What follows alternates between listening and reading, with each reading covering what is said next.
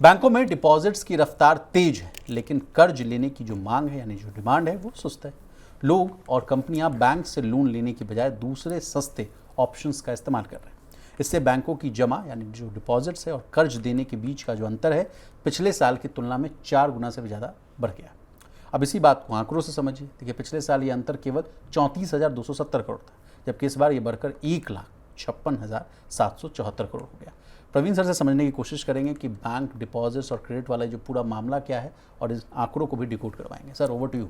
नहीं, देखिए, deposit growth जो हो रही है बैंकों की, वो एक अच्छी बात है और इसको आप इस संदर्भ से समझने की कोशिश कीजिए कि पिछले साल 2024 में सरकार और रिजर्व बैंक की सबसे बड़ी चिंता इस बात की थी, इनफैक्ट सेबी की भी, मार्केट रेगुलेटर सेबी की भी चिंता इस बात की थी कि लोग बैंकों में पैसा डिपॉजिट नहीं कर रहे। ओवर फाइनेंशियलाइजिंग हो रहा है, ओवर फाइनेंशियलाइजेशन हो रहा है। लोग अपना पैसा म्यूचुअल फंड और स्टॉक मार्केट में लगा रहे हैं। स्टॉक मार्केट में भी स्मॉल कैप और मिड कैप जैसे ज़्यादा वल्नरेबल असेट्स में पैसा लगा रहे हैं। इसको लेके एक बड़ी फिक्र थी।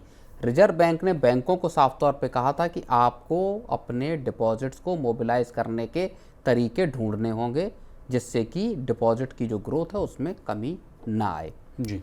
अब जो मामला है उसमें अगर आउटस्टैंडिंग डिपॉजिट और क्रेडिट की बात करें तो अभी बैंकों के पास तकरीबन 235 लाख करोड़ के आउटस्टैंडिंग डिपॉजिट्स हैं। यानी बैंकों के पास इतना पैसा जमा है, इतना पैसा जमा है आम लोगों का।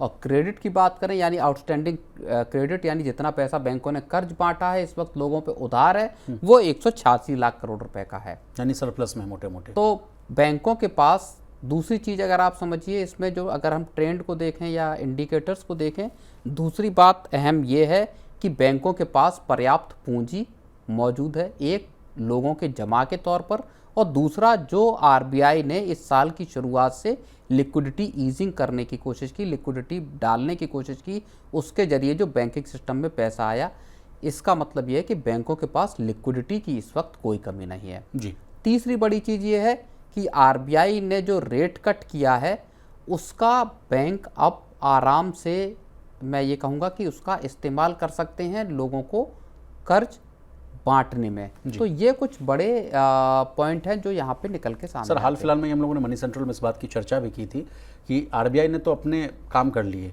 उन्होंने अपना हाथ खराबी कर लिया कि हाँ भाई जी देखिए हमने जितना जो रेट कट करना था वो हम कर दिया, लेकिन वो चीज़ पास ऑन नहीं हुई। मनी सेंट्रल में कई बार हम लोगों ने डिस्कस की कि प्राइवेट बैंक्स जो हैं वो बहुत बड़े लगाड़ साबित हो रहे हैं, वो इन चीज़ों को पास ऑन करने ही नहीं दे रहे हैं। आपका इस पर क्या कहना है? नहीं, ये आरबीआई की फिक्र भी रही है और सरकार की तरफ से भी इस बात पे गौर किया गया, नज़र रखी गई। जब हमने देखा जब अप्रैल में रेट कट हुआ था और उसके बाद नहीं हुआ, तो सरकार की भी नज़र थी कि अगर ये पास ऑन नहीं होता है तो बैंकों को निर्देश दिया जाएगा कि वो करें। हालांकि अब जब जो 3 चरणों में 100 बीपीएस का रेट कट हुआ है, उसके बाद बैंकों ने इसका फ़ायदा लोगों को देना शुरू किया है। और इसी वजह से अगर आप देखेंगे, ये एक तो बात हुई हमारी एब्सोल्यूट नंबर्स की, अगर हम इस पूरी चीज़ को डिकोड करने की कोशिश करें जो बैंकों के क्रेडिट और डिपॉजिट का पूरा मामला है।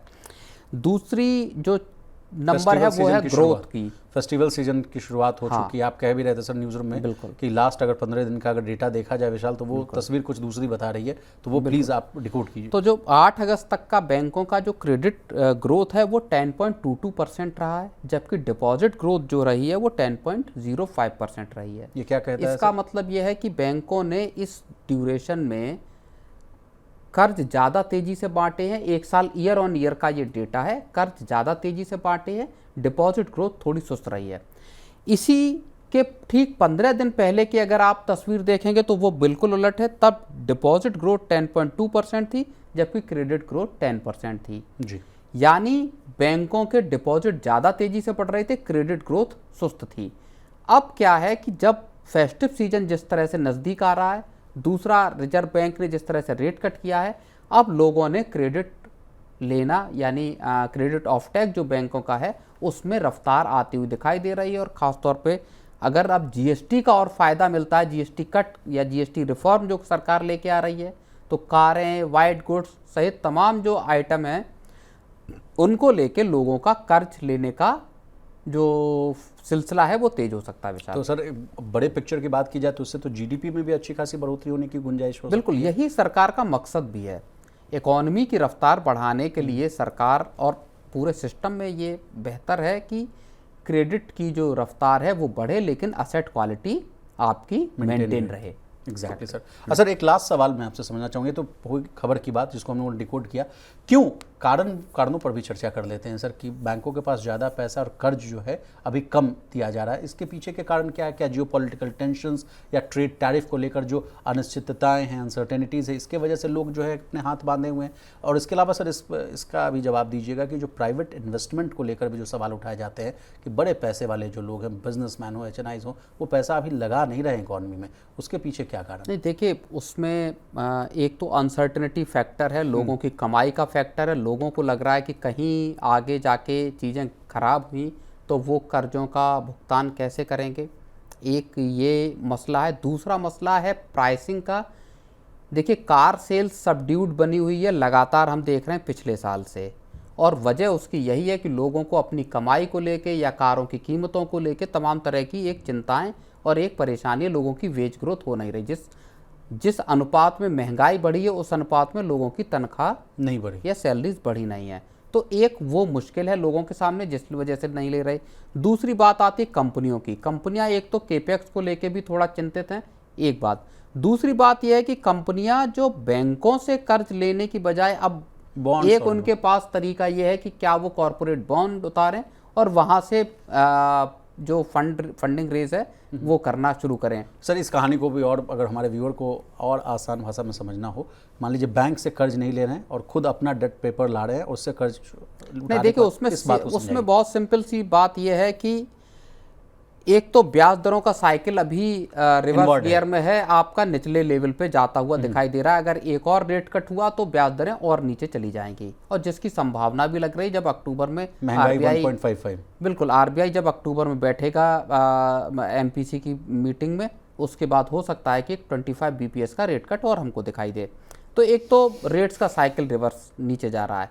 दूसरी चीज यह है कि इसका फ़ायदा जो कंपनियां पैसा जुटाना चाहती हैं उनको इस तरह से हो सकता है कि वो अगर अपने बॉन्ड लाती हैं तो बॉन्ड भी बेसिकली डेट पेपर हैं जी, जहां पे अगर आप मुझसे बॉन्ड खरीदते हैं तो मुझे आपको ब्याज चुकाना पड़ता है। अब वो ब्याज बैंकों के ब्याज से अगर सस्ता उठा सकते हैं आप पैसा, बैंक अगर मान लीजिए 7% पे आपको लोन दे रहा है और अगर आप 6% या 6.5% पर अगर आप कॉर्पोरेट बॉन्ड ला के पैसा जुटा तो सकते हैं, स्प्रेड का फायदा 1% तो वहाँ का वो फायदा आपको हो सकता है। और ये भी एक तरीका हो सकता है कि कंपनियां आसानी से भी दरअसल पैसा जुटाने की एक तरकीब ये हो सकती तरीका। तो इस वजह से क्रेडिट ऑफ टेक में थोड़ी सी सुस्ती हमको दिखाई दे रही है।